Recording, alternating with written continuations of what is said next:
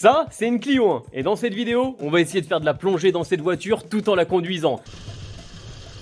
Alors je sais ce que vous êtes en train de vous dire, c'est impossible, car effectivement, l'eau va créer deux problèmes. Le premier problème, ça va être tout simplement l'étanchéité de cette voiture, c'est ce qu'on va venir réaliser. Le deuxième problème, ça va être tout simplement le poids que l'eau va créer dans cet habitacle. Car oui, le but c'est de remplir au maximum l'habitacle d'eau, mais comme vous le savez, 1 mètre cube d'eau, ça équivaut tout simplement à 1 tonne. Et cette petite voiture de 800 kg pourrait ne pas le supporter, alors il va falloir drastiquement réduire l'espace où l'eau pourrait s'introduire, mais on va également gagner un maximum de poids en la désossant au maximum. Toutes les garnitures, les sièges, tout ce qui nous sert à rien va disparaître, et c'est par là qu'on va commencer.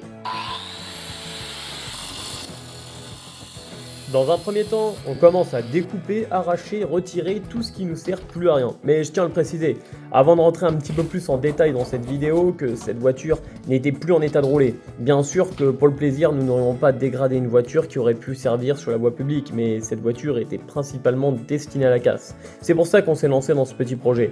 Une fois tous les éléments retirés du véhicule, on va pouvoir commencer à réaliser la partie cloisonnement. Une partie qui nous permet tout simplement de réduire l'espace où l'eau va pouvoir se trouver. Pour réaliser cette étape, on a choisi d'utiliser des rails et des montants qui servent dans la rénovation ou la construction pour réaliser les cloisons. On s'est dit que ça serait une bonne idée, mais on a également retiré la partie haute du siège conducteur pour que tout le cloisonnement soit à la même hauteur. Mais on a également réalisé une ouverture au niveau du toit du véhicule pour pouvoir rentrer dans celui-ci. Car effectivement, une fois que la voiture sera entièrement étanche, nous ne pourrons plus passer par les portières. Par-dessus notre structure métallique, on a choisi d'installer de grandes plaques qui permettront de soutenir l'eau.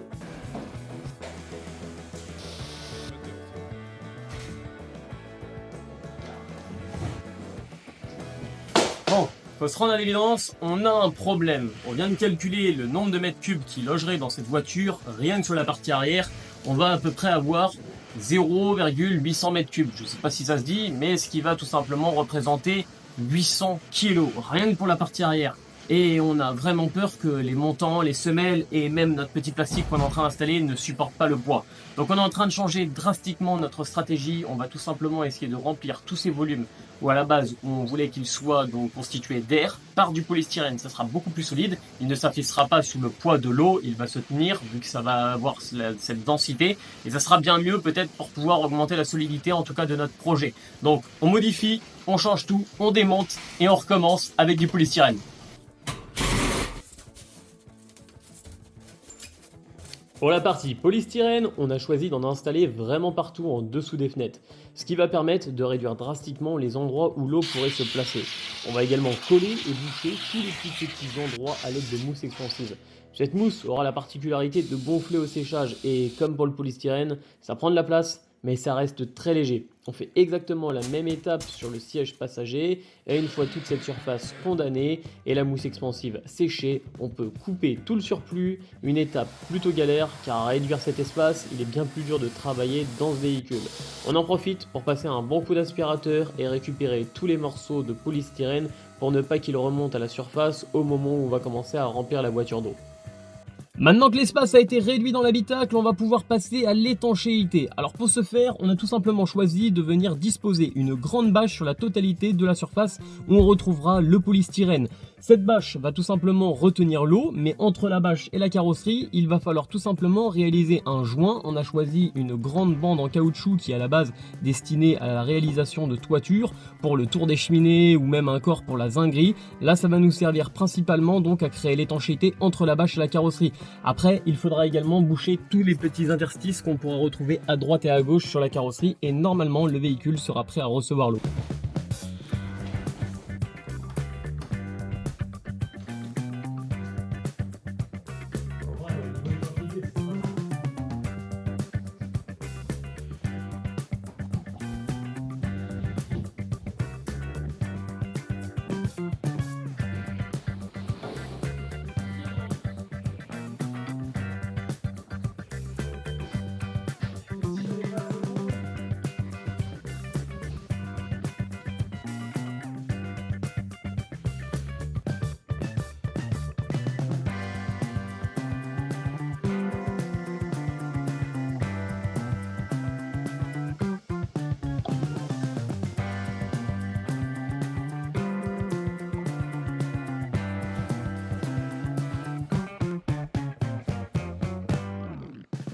Étanchéité terminée, je suis plutôt content du résultat, mais il manque quelque chose.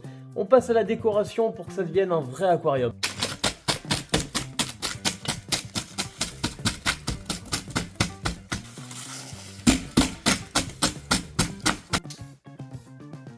Et pour la décoration, on coupe et on peint des gros blocs de polystyrène qui donneront une imitation de pierre au fond d'un aquarium.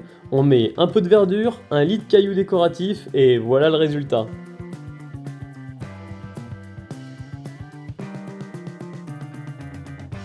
Maintenant que la décoration de notre aquarium est terminée, il ne nous manquait plus que les poissons pour que ce véhicule soit complètement fini avant la mise en eau. Mais rassurez-vous, nous avons installé de faux poissons. Même si pour la blague cela aurait pu être très drôle de mettre de vrais poissons, je suis persuadé que la cause animale prime. À vrai dire, on peut s'amuser, on peut rire de tout, mais des animaux qui n'ont rien demandé et les mettre dans un habitat qui ne sera pas sain avec tous les produits toxiques que nous avons utilisés ne serait clairement pas intelligent de ma part. Donc c'est pour ça qu'on a opté pour ces deux peluches de poissons qui devraient s'en remettre à vrai dire. Alors tout de suite, on va passer à la dernière étape, à savoir la mise en eau. L'étape qui sûrement est la plus délicate, car on risque d'avoir peut-être des fuites ou même encore les vitres qui pourraient ne pas tenir. Donc tout de suite, on met l'eau à l'intérieur de cet habitacle, je mets la tenue de plongée et je me mets au poste de pilotage et on commence à rouler avec ce véhicule en espérant que cela fonctionne.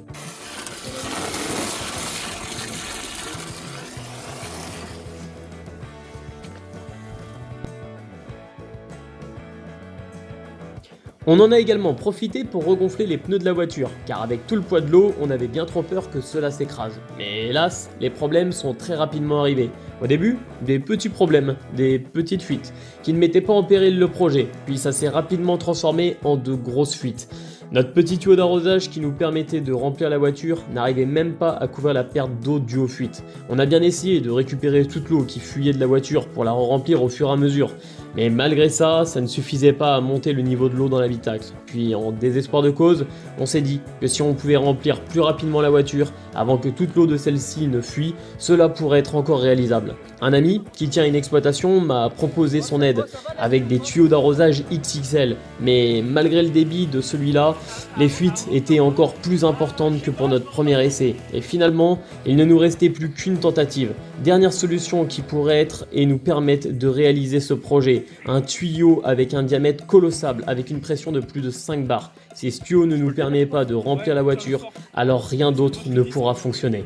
À partir de là, je vous laisse avec les images et je vous montre le résultat. Ça a l'air de... Oh putain!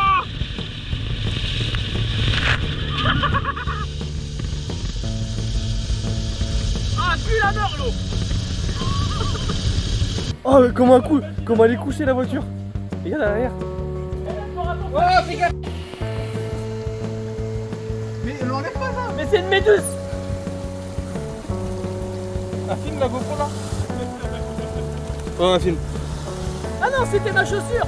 Mec, elle monte là ou pas l'eau? Je sais pas! Elle monte. Elle doit être un peu assise là, non?